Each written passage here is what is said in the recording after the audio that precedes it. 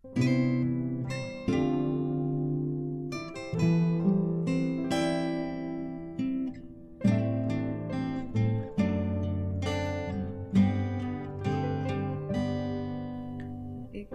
ay mabuti bawat sandali, sa habang buhay ay mananatili.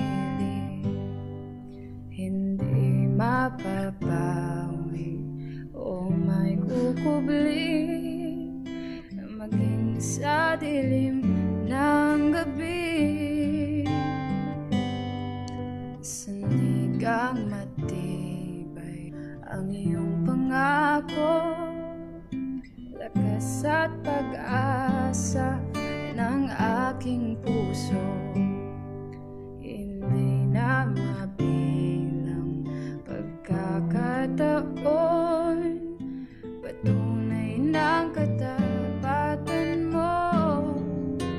Sa dalamhati at sa kabiguan, sa pagluha ng pusong nasugatan, sa pagsubok na iyong pinahihintulutan. Salamat, Panginoon,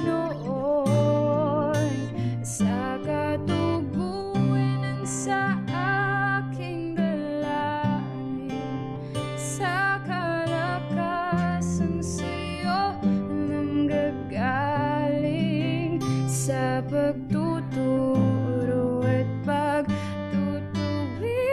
mo sa akin. Salamat, Panginoon, salamat.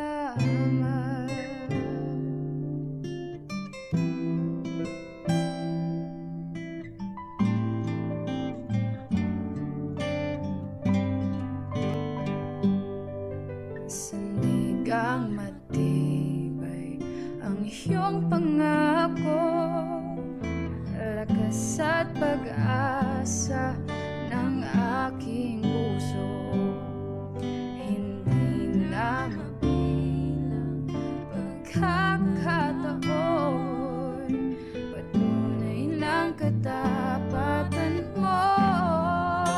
Sa dalamhati at sa kabiguan, sa pagluha ng pusong nasugatan, sa pagsubok na iyong pinahihintulutan. Salamat, Panginoon, sa katugunan sa aking dalangin, sa kalakasan sa'yo nanggagaling, sa pagtuturo at pagtutuwid mo sa akin. Salamat, Panginoon, ikaw ay mabuti,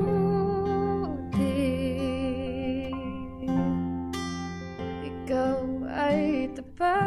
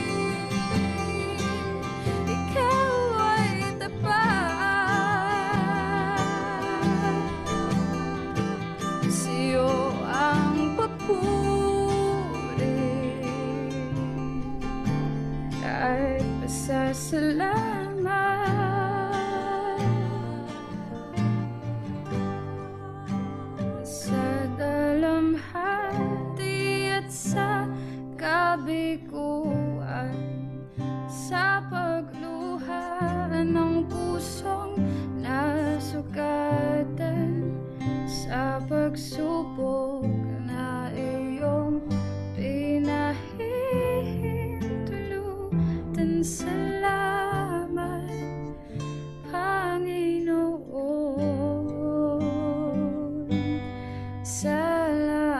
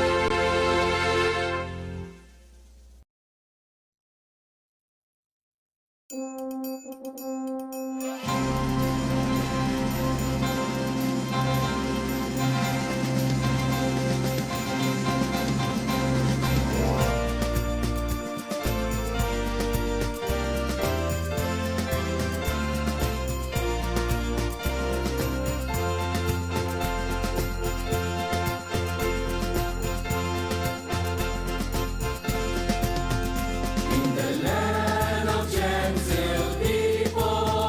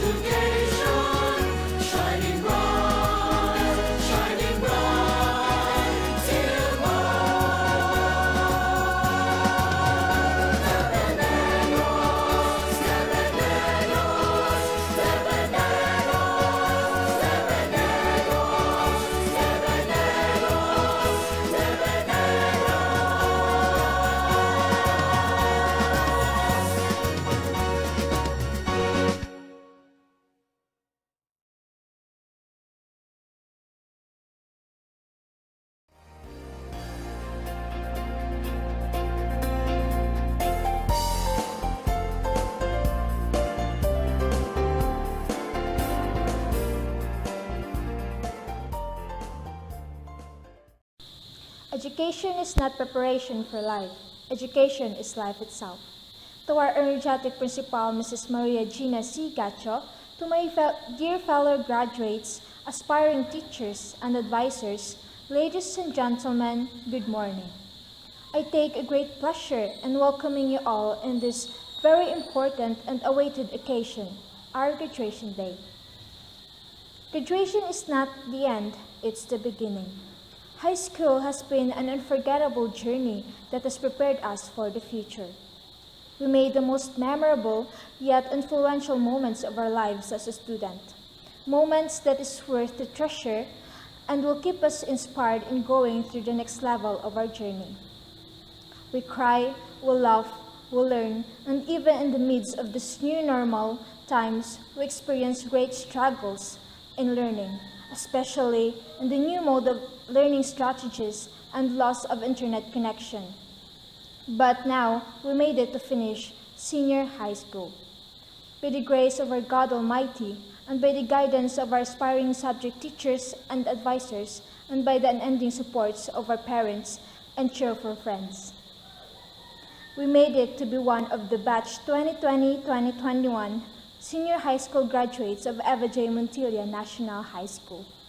Aristotle once said, "The roots of education are bitter, but the fruit is sweet." We may encounter hardships, but let us bear in mind that those hardships are part of our success. And today we're going to reap and celebrate the fruit of our hardships. So stay tuned till the end as we will witness and enjoy our graduation day. Let's end this chapter and ready to begin again. Once again, welcome and good morning.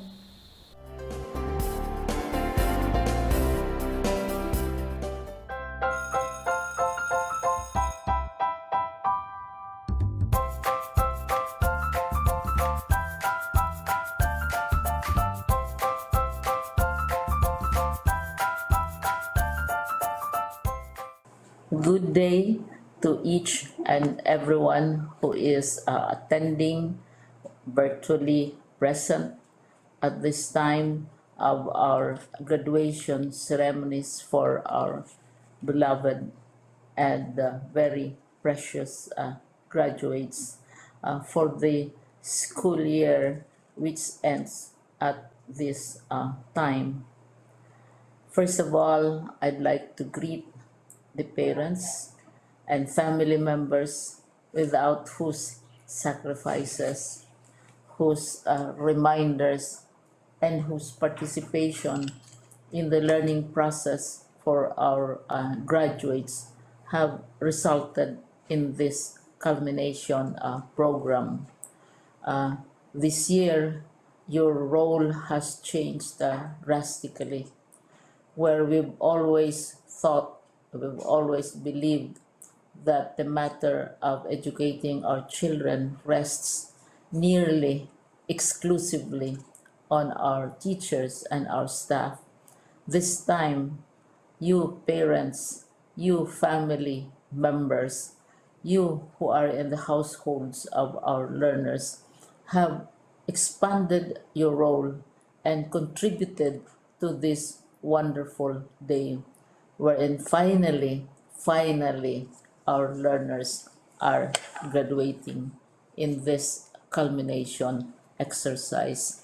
So congratulations, because this year has not been very easy, has not been a picnic for our teachers, for our family members, as well, especially the parents, mothers, fathers, sisters, brothers, and all who have contributed to the achievement of our learners at this time. So, maraming salamat at congratulations, parents and family members. Mas malaki ang role ninyo at this time compared to earlier graduation exercises. Secondly, I would also like to greet our teachers, without whose very careful review and careful supervision of the work of our pupils and our learners, this event would not be taking place at all. And so, thank you, teachers. Your role has also expanded. In addition to seeing to it that the modules are faithfully followed, the assignments are correctly implemented, and the learners are truly learning, and you have had to deal with new ways of assessing the performance also of the learners. So, congratulations, teachers, for enduring, for your patience, for your love for our learners, and your willingness to engage in a way and methods of teaching which are different from those which are used to. Assessment must have been especially difficult for you, especially since you were not able to see most of the time our students in face to face meetings, and most of the meetings, of course, were virtual. We'd also like to thank the local government units for their interest, for their cooperation, and for their continuing contributions to the needs of education, even as our children do not go to school. Your donations of material as well as financial resources at this time are most welcome, and your advice has been taken seriously not only by our teachers, by our school officials, but also by our officials in the Department of Education. We continually talk with local government units, especially in times of disaster, in times of great need for classrooms, for space, and for responses to unforeseen emergencies. Thank you, local government units. But of course, most of the congratulatory greetings fall on the deserving graduate. Each and every one of you is truly special. You are different from the other graduates who have passed through the portals of your school. You went to school practically without seeing your teachers, if at all. You went to school with your parents, your mothers, and your fathers hovering over your shoulders and seeing to it that you are able to complete your assignments. You are completing your studies at a time when examinations and assessments are different.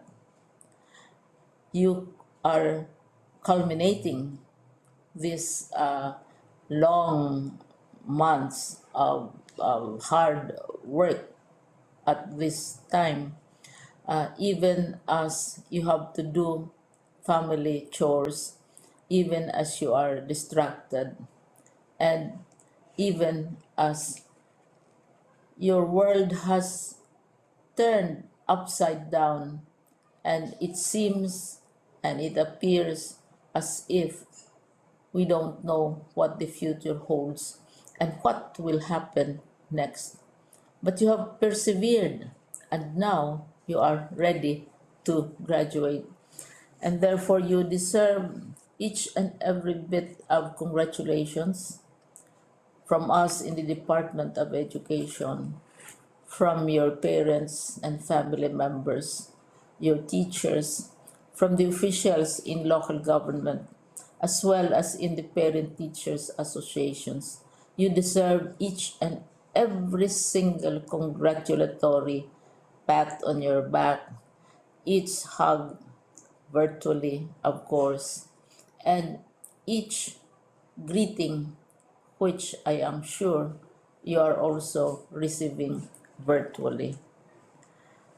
I don't know if you will remember this event many, many years from now.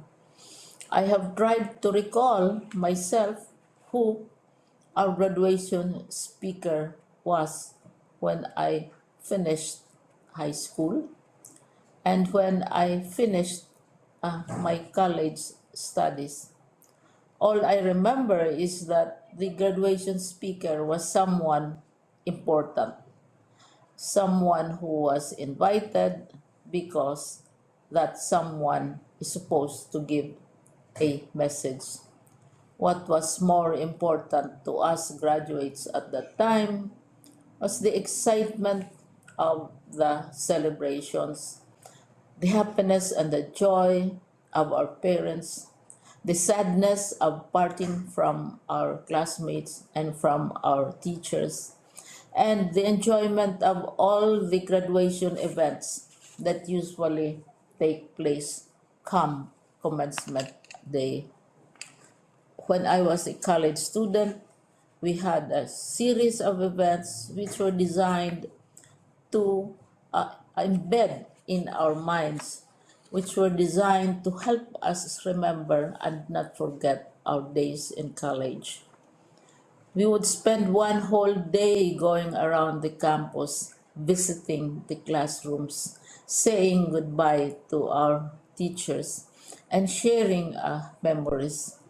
We would have bonfires to say goodbye to each other.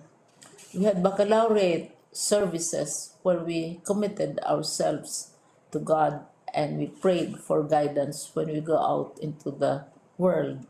So many celebrations, and the speaker, of course, is the least important and easily forgotten component of the graduation exercise. Nonetheless, I will exert all efforts to share with you what I see are things or issues which a graduate should remember and recall. I have said that you are very special. You are very different. You are pioneering. There has been no other class like your class. There has been no other graduate like you as a graduating student because you are the very first graduate of the blended learning response to education in the Philippines. And so you ask yourself, what awaits you in the world outside? You can either work because the kind of curriculum you survived and underwent as a student will enable you to go to work if you wish to go to work. Some of you will proceed to further studies, and this would be a wonderful thing because there are many opportunities for further expanding your knowledge, for further answering and looking for explanations of issues, events that make you curious, especially in science, in technology, and also in the arts. So you can work, you can go to further studies, and perhaps some of you will settle down, hopefully not too soon, so you can pursue what you really want to do.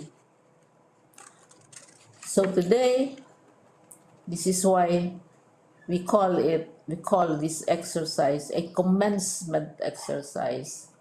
It's not the end of our studies. It's not the end of all our efforts with blended learning, with modules, with floods, with earthquakes, and of course with COVID. It's a commencement of doors opening to you. More doors will be opened because you are a graduate. You can work, you can proceed for further studies, you can help your parents, and you can perhaps look for opportunities to do what you have always wanted to do, whether at work, whether at advanced studies, whether at learning more in science and technology, in mathematics, and in the arts. All of these opportunities are available to you. More doors are being opened. I hope you will select the door which arouses your curiosity, the door which will help you know more about this world, and the door which will allow you to contribute to the development of our country and contribute whatever we can to solve our problems and our challenges. Congratulations once more to each and every one of you. Congratulations to you, parents and family members. Congratulations to you, teachers. When I was chair of the board of Silliman University, each time we had graduation ceremonies during the baccalaureate and during commencement itself, I would cry. I would cry because you are sending out into the world a new batch of graduates, and we want to be sure that what is awaiting them is appropriate. We want to be sure that they are ready for what awaits them when they select which door to open. And so we tell you, go out to the world, do whatever you want to do. God be with you, and be sure, be assured that all of us love each and every one of you. Congratulations.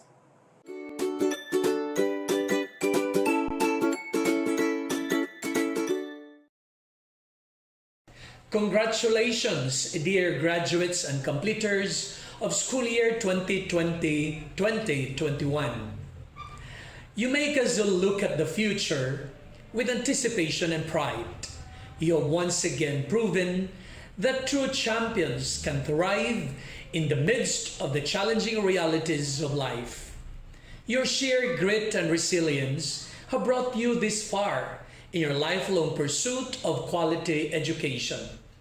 Your achievements call for a celebration. You have risen above the worst of times and have responded to the overwhelming demands of the new normal with elan. Your education must not only be reflected in your report cards, but must be manifested in how you masterfully deal with life. An embodiment of courage, compassion, character, and competence. As you relish this moment, remember to celebrate your success with our indefatigable advocates and champions of quality education. Teachers, parents, school administrators, education leaders, stakeholders, and friends, among others. Your success seals our triumph over trials. It propels our collective aspiration for a brighter future despite the limitations caused by the COVID-19 pandemic. This is just the beginning of a beautiful journey ahead. We firmly believe in your potential for success because in DepEd Region 6, every child is a champion. As you cross this time of immense challenges and great opportunities, keep your passion for greatness alive. May your achievements inspire everyone to move forward with a renewed sense of hope, meaning, and purpose. Together, we shall rise as one. Ipadayon ta ang pagpalanggaanay. Once again, congratulations and mabuhay! On your graduation day, I congratulate all of you dear graduates of Batch 2021. I salute your perseverance and personal resolve to meet the curriculum requirements satisfactorily at the end of the school year, even with the challenges brought about by distance learning. I also congratulate your parents and guardians for allowing you continue and finish your education levels, for the sacrifices, believing that education would lead you to become your best self, and for the stake that you become productive citizens in the future and the pride of the family. I extend my congratulations too to your teachers, your school head, and the whole community for providing all opportunities for you to access education amid the COVID-19 pandemic. This is a bittersweet time for the class of 2021 as the pandemic disrupted students' dreams of attending their graduation ceremony, donning graduation outfits, going up the stage to receive diplomas, and having fun in graduation balls. Never despair, for graduating is a remarkable achievement and worth pausing to celebrate even just in a virtual way. Still, let us celebrate the new normal, in which not only learning happens to the various modalities adopted by the Department of Education, but also includes your graduation sans the ceremony. My dear graduates, as you venture on to your next destination, please bring the name of your school with dignity as you forward this year's theme, Strengthening the Quality of Education amid the COVID-19 pandemic. Seize all opportunities that open to you and make the most of each of them. Life is to be lived, explored, and enjoyed as well as a chance to make a difference in the world. Again, congratulations, stand to be safe, and may God bless and keep us in the hollow of His hands.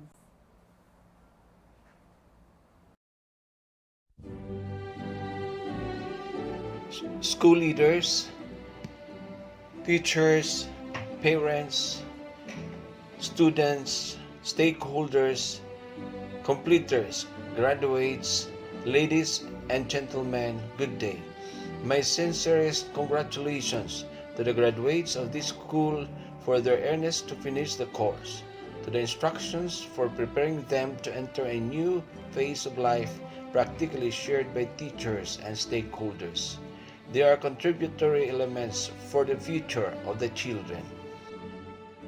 This year's graduation theme, kalidad ng edukasyon lalong patatagin sa gitna ng pandemic, strengthening the quality of education amid the COVID-19 pandemic. This brutal virus has shifted graduation ceremonies to becoming virtual, drive-in, and other alternative ceremonies. This will not terrorize us. Instead, it will spin us to stand strong and resilient to carry on the impact it brings to us. Relating it to a more significant exemplar, as a farmer planting a seed, instead of feeling worried by our situation, we must realize that the pain and heartache that has been piled upon us in a way that will allow us to grow and prosper into who we are meant to be. As you stop and take in the circumstances around you, will you allow yourself to be buried or to be planted? Today's graduates and completers have every reason to be optimistic, but most significantly, because of the recent turn of events, the real reasons for the dark years of a life as people have at last surfaced. Everyone is speculative that at last we may be able to start working toward socio-economic recovery, the kind of recovery where the common man will be a participant not only in the labor but also in the fruit of his labor. In a free society, you have been trained in the use of your heart, and hence you will always find your rightful place under the sun. Go, fear not, and show the world that you can do. My parting message to you, dear graduates and completers, is the thought that we should not be satisfied with a review of the laurels of the past, but rather continue with the courage, the onward search for the future. After this successful step in your education towards self-betterment, exert greater efforts in your march onwards to further expand your opportunities for education. With this guiding thought in mind, you can face the future with confidence, founded on solid preparation in the progressive school where you are, and dedicate yourselves to more hard work and greater diligence and perseverance. The next job should be tackled with enthusiasm, with industry, with love for work. Then you can feel fully satisfied whether you have merited the plaudits of world or not, that you have your best for self-improvement, for a richer life of service dedicated not only to self and family, but to the community and our people. Once again, congratulations and God bless.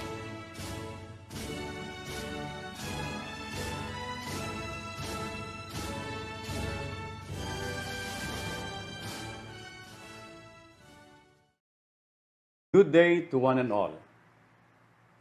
My sincerest greetings and congratulations to the completers and graduates of Batch 2021.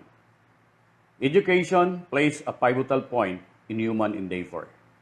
It has been a journey that started with tentative plans and steps, perhaps, but one that has taken to an extraordinary milestone in one's life. Your graduation today is a living evidence and proof that you take the right path, the various difficulties surfaced, yet you achieved a brighter horizon.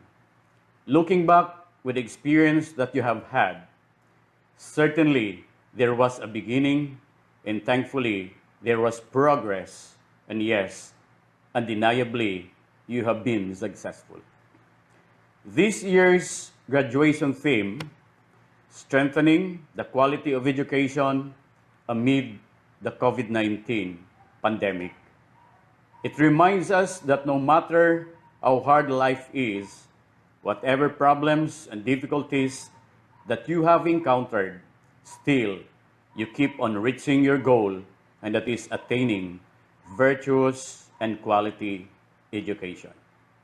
With the advent of technology, all your insights and learning gained in school serve as your weapon in hurdling whatever challenges may come your way.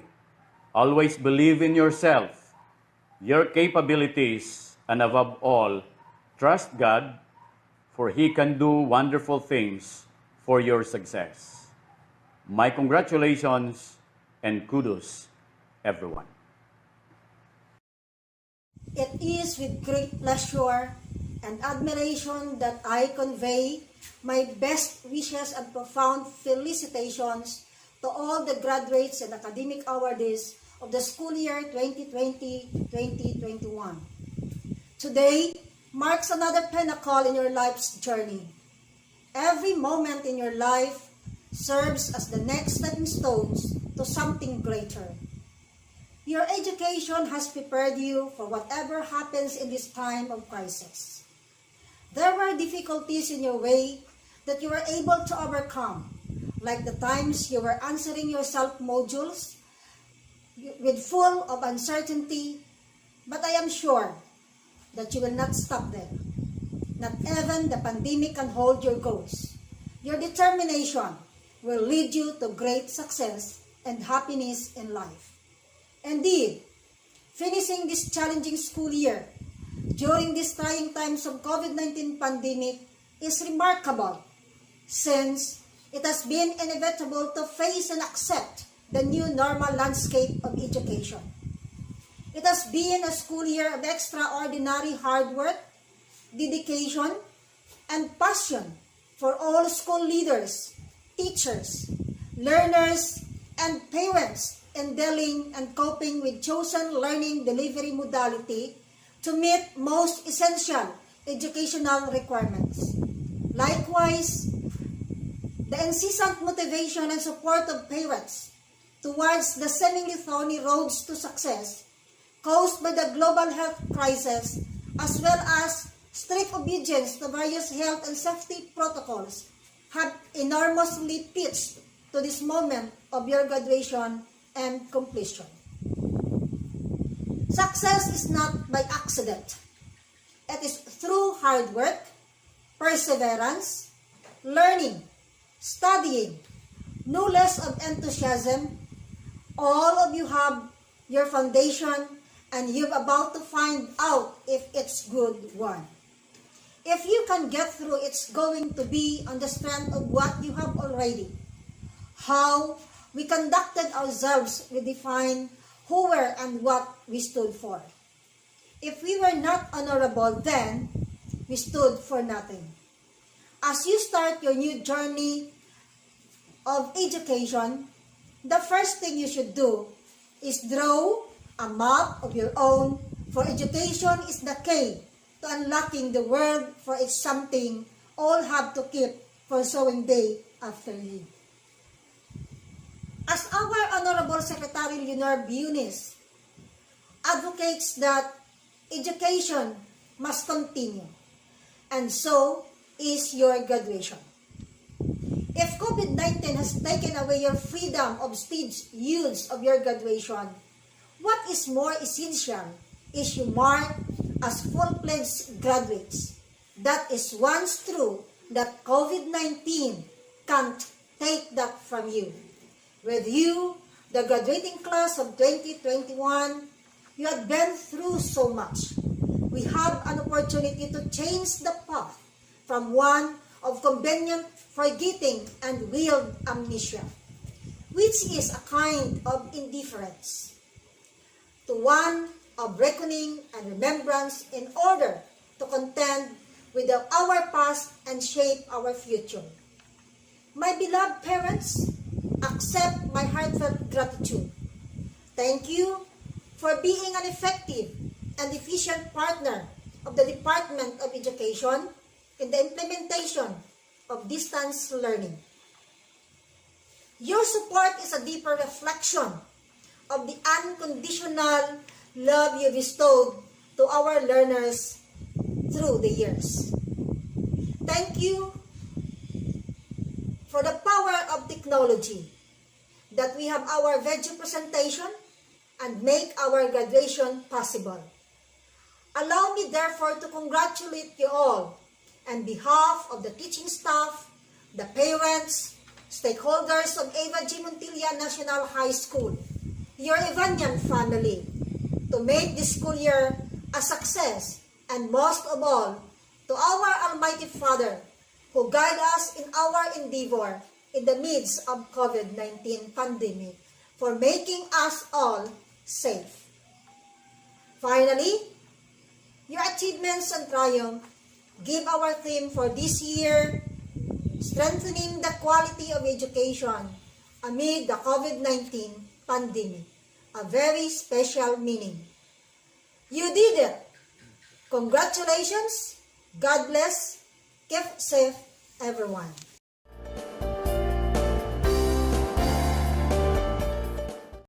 Madam Marcet D. Sabaluca, CISO 6, Schools Division Superintendent, represented by Saldi H. Reliquias, CID Chief of the Division of Negros Occidental, I have the honor to present to you the candidates for graduation for school year 2020-21 of Eva J. Montilla National High School under the following track: Humanities and Social Sciences, male 27, female 34, total of 61.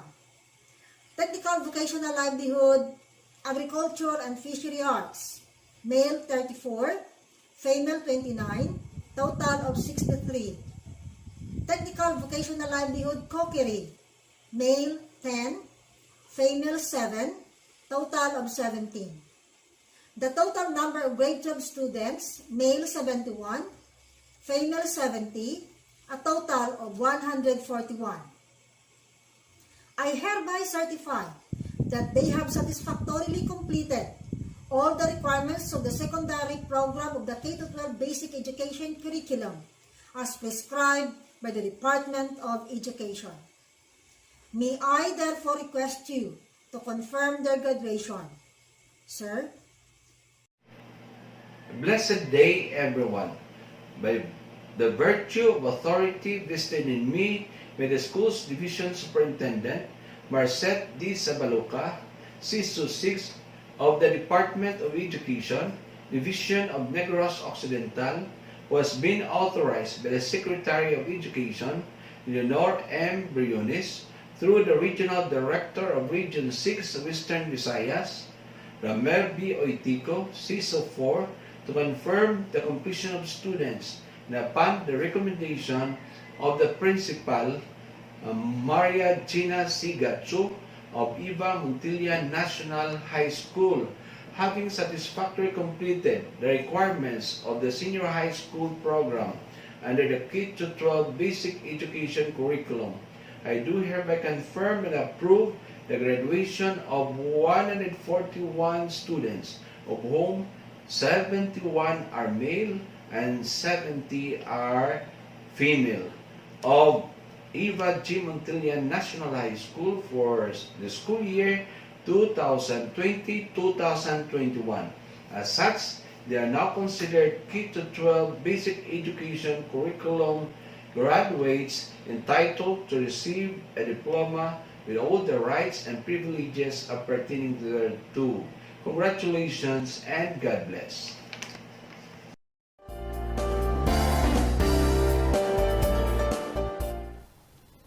Many are the plans in a person's heart, but it is the purpose of the Lord that prevails. That is according to Proverbs 19:21.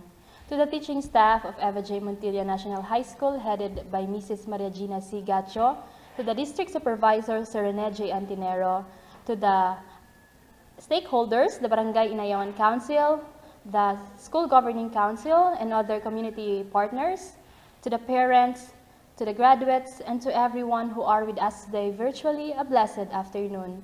The COVID-19 pandemic has created the largest disruption of education systems in human history, affecting nearly 1.6 billion of learners in more than 200 countries.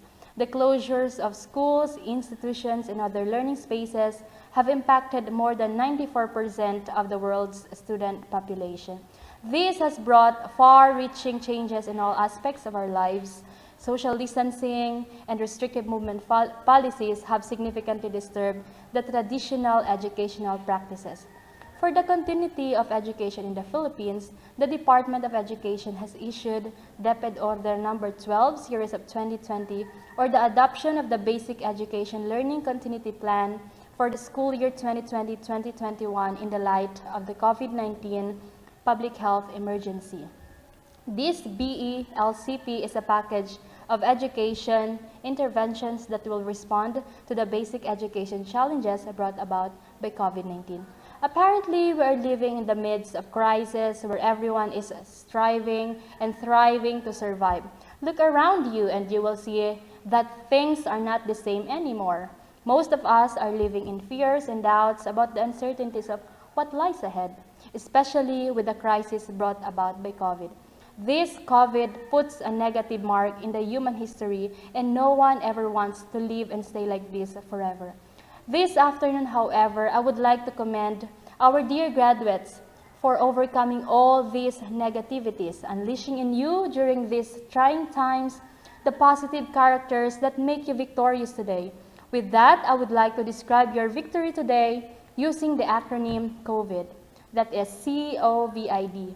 C then stands for courage.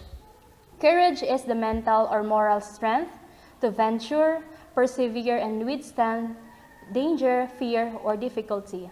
I believe all of you graduates of Eva J. Montilla National High School has this courage. You have that strength that makes you go on with your studies despite the hardships. I know almost all of you make time to earn a living and support your family to survive this crisis. Young as you are, you already have this courage to go on amidst the doubt, fears, and reservation. It is because of that courage that you are able to surpass your education in the new normal. O stands for optimism. Optimism is hopefulness and confidence about the future or the successful outcome of something. Because of your optimism, you are able to move forward into the next step of your lives. Some of you probably will continue your studies and reach your dream careers, and some will get jobs to help your family earn a living or sustain your siblings in their studies. Regardless of which path you choose from these two, never forget to bring with you the same optimism you have now, because this is the only driving force that gives you hope and confidence for your desired success. V stands for vision, the ability to think about or plan the future with imagination or wisdom. You are the graduates of this class 2021 because of your vision. Your vision to finish your senior high and push through life. Remember then to set your goals and purpose according to the will of God, because no matter how hard you try and strive in this life, you will never be successful unless you lay your life or your plan before the Lord and make Him work for it. I then stands for independence, the freedom and ability to make your own decisions in life without having to ask a permission from other people. You being independent from the usual help you get from your teachers and other people during the new normal in education makes you stand on your 2 feet and gives you freedom to decide for your own good. This independence does not end here, however. Times may come in life that you have to be independent, especially when encountering real-life problems that require good decision-making. Though it is good to have someone else's advices, it is still better to have yourself ready anytime life requires you to stand on your own. D stands for determination, the quality of life that you show when you have decided to do something, and you will not let anything to stop you. You have achieved this far in your education because of your determination to push forward. You have focused your energy and efforts on a given task by your teachers and stick with it until it is finished. This virtue is using your willpower to do something when it is not easy. You are very determined to meet your goals, including overcoming the setbacks in this new education setup. Indeed, your determination drives you to more success. My dear graduates of class 2020-2021, you are more than blessed for having graduated during this time. COVID-19 does not make you all a loser, but you are all winners and victorious because you have this courage, optimism, vision, independence, and determination.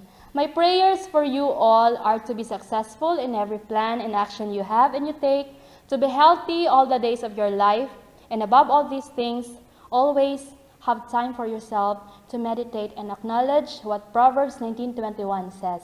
It is always God's will that prevails. Whatever His will in your life, do not forget to be thankful and just put your confidence on Him, because to be in God's will is the safest place on earth. Congratulations, my dear graduates, and God bless you.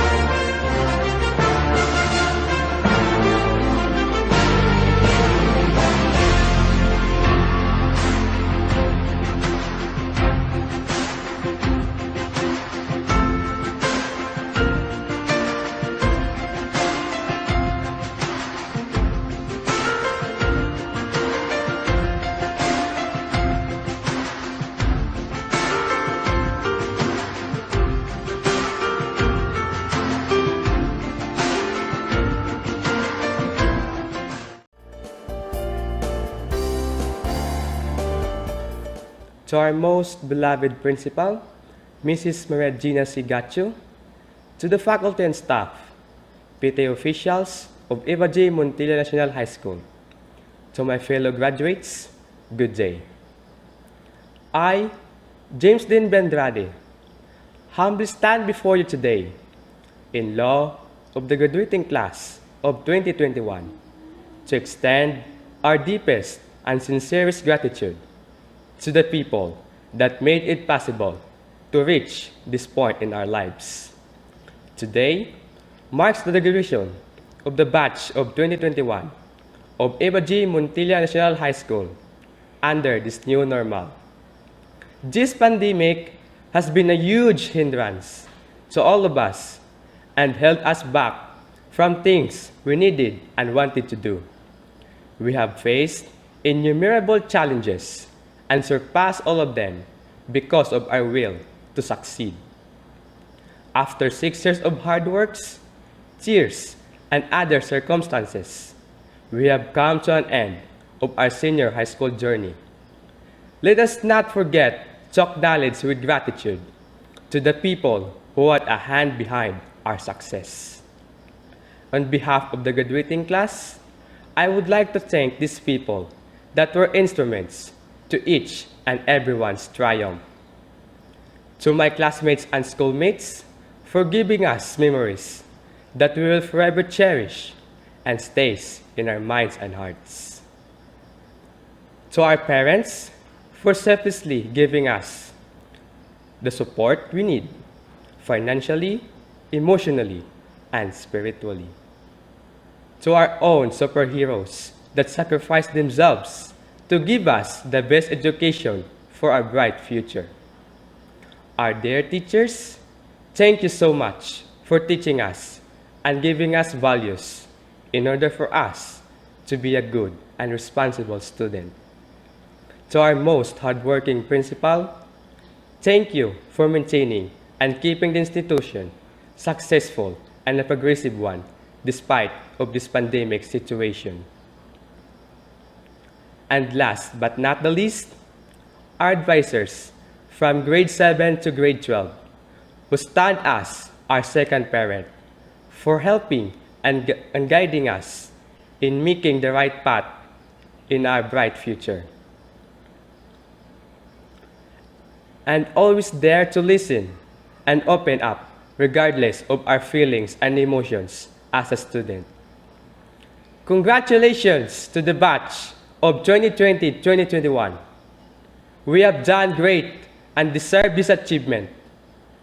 Do not forget to put yourselves on the back, believe, and be thankful to God of what you have done right now. This is the class of 2021 signing off.